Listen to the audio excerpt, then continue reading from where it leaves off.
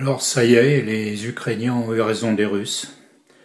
Kherson, depuis 48 heures, a été reconquis.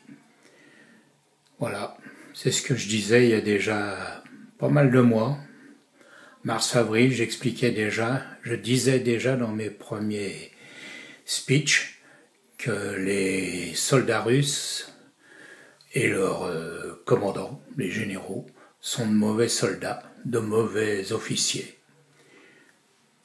Il a suffi que la pression se fasse dans le monde en fournissant les armes nécessaires aux Ukrainiens pour que les Russes reculent sur tous les fronts.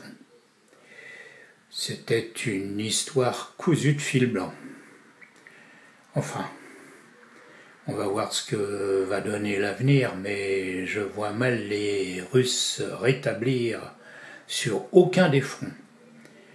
Seul bémol, peut-être la Crimée. Là, ils n'auront pas envie de lâcher le morceau et ils vont se retrouver forcément en masse face aux Ukrainiens si ceux-ci essaient quand même de conquérir cette presqu'île importante pour les Russes. Voilà, mais il ne faut pas oublier non plus que cette presqu'île a surtout été peuplée depuis des siècles par les Tatars de Crimée, donc n'appartient pas plus aux Russes. C'est uniquement par un peuplement russe que la Crimée est devenue russophone, à 80%. Voilà, mais le constat est bien celui que je faisais il y a quelques mois, que les Russes sont de mauvais soldats.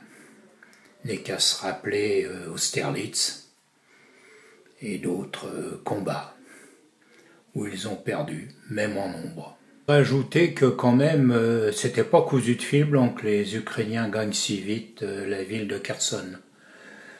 C'est sans doute parce que les Russes ont joué la poudre d'escampette et se sont sauvés le plus vite possible pour mettre de la distance entre eux et les Ukrainiens bien décidés à reprendre ce qui leur appartient. Ça, on ne peut pas voir une chose contraire, c'était bien ce qui était prévu dès un certain nombre de semaines.